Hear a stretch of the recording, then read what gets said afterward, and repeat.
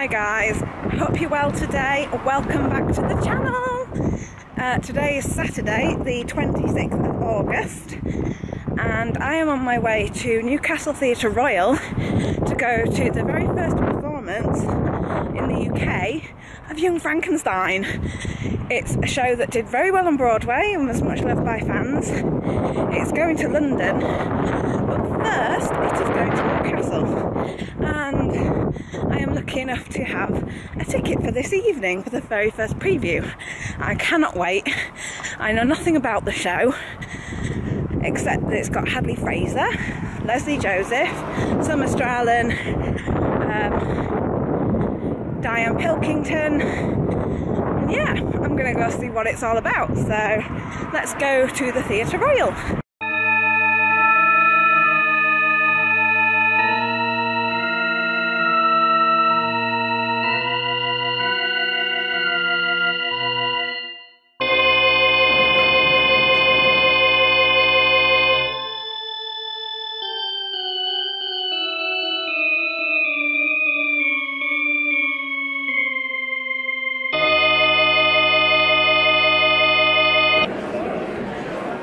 Well guys, it's the interval.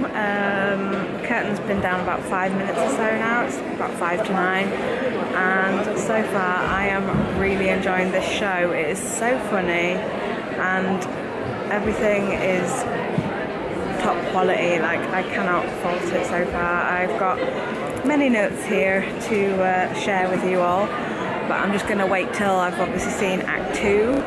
And after the show, when I get back to the flat, I will give you my full review on Young Frankenstein, but it's so good. I'm really surprised. Okay guys, I am back in the flat now and I can now talk to you fully about the entire show of Young Frankenstein. This is the programme that I got from Young Frankenstein. It cost me £4 and it's really good. It's got interviews with Ross Noble, who plays Igor. It's got an interview with the designer, who's got the best name ever. It's called Putting on the Sets, and it's an interview with designer Beowulf Borrett. Like, what a name. That is the best name I've ever heard. This programme also has lots of lovely rehearsal pictures from the show. So there's lots of those there.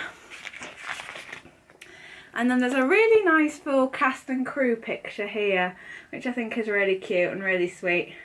But you want to know my thoughts about Young Frankenstein, so let's get into it.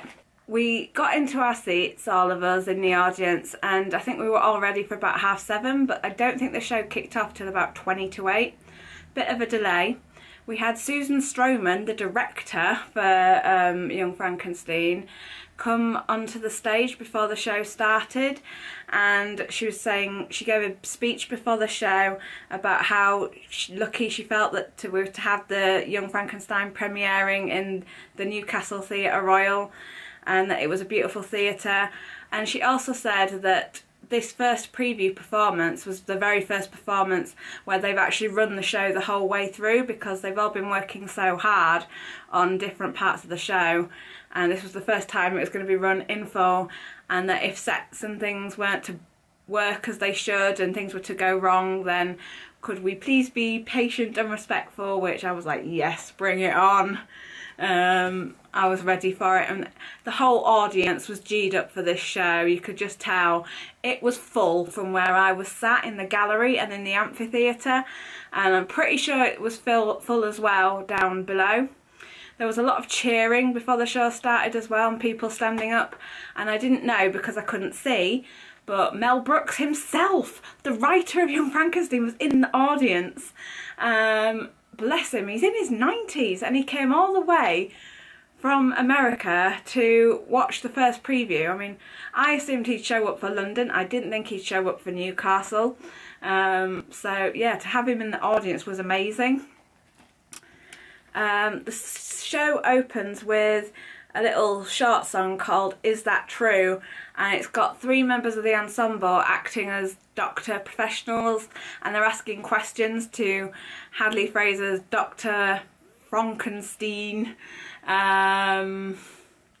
Yeah, and then it kicks off with Hadley in his first number, which is called The Brain, and he sings this wonderful song which sounds very scientifical about the different parts of the brain, and he just gave such a strong performance. I knew from the minute he opened his mouth and sang that first line he was going to be amazing, and he really was.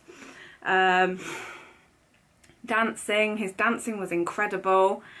And then you got to meet his fiancée, played by Diane Pilkington, the character of Elizabeth Benning, and she doesn't appear at all after this number that she sings in Act 1, but she's so funny. I've only seen Diane before in Wicked as Glinda, and I didn't really rate her at all in that, but in this she was incredible. Like, I was laughing for her first number, Don't Touch Me. It's so funny.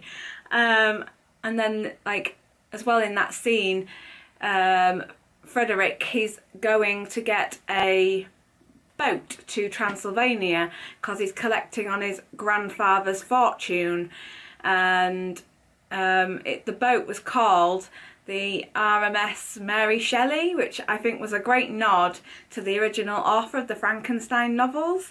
So yeah, I loved that. That was a cute little thing that I really loved. Ross Noble as Igor, not Igor, Igor. He's hilarious. He got cheers from the minute he stepped on. I think it's because he's a local boy. He had a great first number with Hadley, which was, again, really funny. A lot of the songs in this show are a very vaudeville style, so it's kind of like Chicago, but just more funny, and it's all jazz hands, and yeah, that was the style for most of the songs, and I really enjoyed that. It fits well with what the show is all about and what it is. Summer Strallen, she plays a character called Inga, and she just pops up out of a hay bale, and her first number is so funny with her and Hadley in the back of this cart in the hay bale, and she gets to show off like her flexibility, shall we say, as she contorts herself around this travel cart. She's just good in what she does. Like, they've all been directed so well. It's just laughable, like, in a really, really good way. There's a scene later on in the first half where Inga and Frederick, Summer and Hadley, they're going down into the mysterious laboratory, and there's like a scrim with shadows, and you can see the shadows of Hadley and Summer, and the way they do it so that it looks like they're going down the stairs and down a ladder and things, it's really cleverly done. I really like that, because Newcastle Theatre Royal is not a big stage, which makes me wonder how they're going to do it at the Garrick, because I think the Garrick is a little bit bigger. But they just work the sets so well. There's one set piece which is the front door to the castle, and then it turns into like the bookcase of the library, and just various other sets in that. It's all very compact, and it works well for the Newcastle stage because obviously that is a lot smaller. But yeah, set design is brilliant. The lighting for this show, I have to talk about the lighting, is very atmospheric. I think they do well when it's like the darker into the woods scenes, like they're in dark forests, and the lighting on that, it just sets the mood so well for Transylvania. You can actually believe that you are in Transylvania while you're watching the show. There's also a scene in the show where it's called It Could Work, and Frederick and Inga and Frau Bluchart and Igor are all making the monster come alive. That I really loved as well. There's the bit where there's the monster is going crazy and trying to kill Frederick, and Frederick's having to do charades to tell Inga and the others about what he wants them to do to stop the monster nearly killing him. That scene is just hilarious in itself, like the charades, and Ross Noble as Igor is like, I know, hello Dolly! You had to be there. It was brilliant. Now the best thing I can say for a first preview is that there were no mess-ups with the set design in any shape or form. The only negative thing that I can say throughout the whole show is the sound cues, and that weren't quite spot on, but being a first preview, they're obviously going to have time to work on this, but there were times when I couldn't hear the actors fully because I'm all the way up the back and they were on the stage and like their mics weren't turned on, but then they were projecting really well, so good for them. Like, thanks guys, I was able to hear it sort of because of you being able to project until the microphones are working, and hopefully that'll be fixed for the rest of the run as well. One of my favourite numbers does have to be the Act 1 finale, Transylvania Mania. This involves like the whole cast, particularly the ensemble, and it's just great. Like, they cram so many people onto that tiny stage at Newcastle and it just looks so good. Like, they're all doing the monster dance, and yeah, the way they all worked so well together. Like, you think they've been doing it for years, never mind just like a couple of weeks. What I also liked about the Act 1 finale is it does show off Summer's dancing ability. Like, she's obviously a very gifted performer. I've seen her in many things before, like Love Never Dies, Dirty Dancing, but yeah, just to see her get to fully do like many different styles of dancing, like she got to show all those off in that one number. It was brilliant. Another thing I liked about the show as well was at different points, like certain members of the ensemble, all the principals would go, do we really have to? It's like a cliche, cheesy old horror film, and then the others are like, yes, we're doing it, and they're like, oh, okay then, let's be a baying mob. In the scene as well, when they're making the monster come alive, it was really good with the use of pyrotechnics around the theatre. I would have thought they'd have just kept it to the stage, but there was actually like sparks and lights going off all the way around the theatre, so the audience felt like you were fully involved in the laboratory as well, and like you were taking part in the experiment with the lights going off like that. It was so cleverly done. One thing I want to say is an apology with regards to this show. I went in thinking that the majority of the cast were going to be pretty excellent except for one person, and this person proved me so wrong. So I want to say I'm very sorry to Leslie Joseph. I wasn't sure you'd be able to pull off a part in a big musical show, and you know what? You did. You pulled off Frau Bluesharp so well. You have a stunning, amazing voice. You can act, and you are just hilarious with your part as well. I just thought you were absolutely fantastic, and I'm sorry for not believing in you. I'm a converter. Leslie Joseph is one of the best people I could possibly see in that part. I'm not sure who else I could see do that part, actually, come to think of it. It's very hard for me to think of older comedic actresses, but she nails it. She really does. Diane Pilkington, again, she didn't have, like I said, she didn't have much to do in Act 1. In Act 2, she's a bit more prominent, and again, she's absolutely brilliant with the way she conducts herself on stage and what she does with her character. She has the best wig ever in the finale. Like, I like her costume and her wigs beforehand, but in the finale, she's got the best wig. I don't know how to describe it. You have to go and see the show. She has a great number with the monster, who is played by Shula Hensley, and it's called Deep Love. And again, that's a bit rude, a bit crude, but together, the pair of them, they're just so funny. And I'm saying it a lot about the show being funny, and it generally was. And it's not just because they were doing one style of comedy throughout. I mean, there was some smutty, crude, rude comedy, as I would call it. Bit of blue jokes, you know. But there wasn't just that in the show. There was lots of physical comedy that Ross Noble took on. There was like sarcastic kind of comedy, which I can enjoy indulging in. There was just like every kind of joke telling and way of making things funny possible.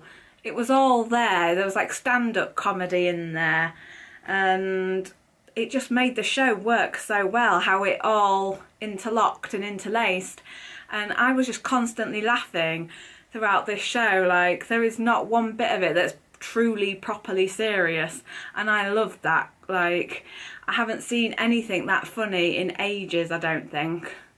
I'm literally struggling to think of a show that's as funny as the one I've seen tonight. There is only one negative thing I can think about the show. There is a scene involving a hermit, and he's blind, and there's a bit of a comedy scene going on between the blind hermit and the monster, and I just don't think it's relevant, and I think that's the only thing that really holds the show up in the second half. It's a good second half, but that scene, I got a bit bored, my mind started to wander a little bit, I'm not gonna lie, and I just felt like, yeah, we didn't really need that. Kudos to the actors in that scene, like the guy playing the hermit and the guy playing the monster. They were good at what they did. I just didn't think it was necessary, and that could have quite happily ended up on the cutting room floor. Sorry! Another great full, like, ensemble cast piece was the infamous Putting on the Ritz song. It starts off with Hadley and the monster, and they're doing like a tap dance with Top Hat and Tails, and that was just great. Like, Hadley did most of the work at first to begin with, and then the monster started doing a little bit more because he could speak a little, and then the whole cast come on, and like, again, the synchronisation, the choreography for this show is absolutely stunning. Susan Stroman, who directs Young Frankenstein, she also did the choreography for this, along with the associate choreographer Richard Pitt, and they've done such a good job, like, working on the different scenes and going with what everyone can do. Like, the dancing and the whole staging is just fantastic. The costume design was by William Ivy Long, and all I can say is the costumes are spot on. Like, you can tell it's sort of set in the flapper it kind of era in a way. It's sort of, I don't know, it's a bit difficult to tell when it's set. It's set obviously sometime after the death of the original Dr. Frankenstein, because that's why Frederick's going to collect his fortune. So I'm guessing it would be like 1920s, and the costumes are pretty much set to that as well. And then Inga, for example, she's got a very traditional Transylvanian German style kind of dress, which I loved. All the costumes were just amazing. Like, Diane's in particular in the second half, her costumes are so beautiful, I want them for myself. And then at the very end of the show, once the cast had taken their bows, Mel Brooks himself came on stage and spoke a little bit. I'm going to insert a clip here that I tried to get of his speech. Unfortunately, an usher did come over and tell me I wasn't allowed, but this is what I got. You are a great audience. This town is great. This town is, you know, and I'm sure winning today didn't hurt. You know?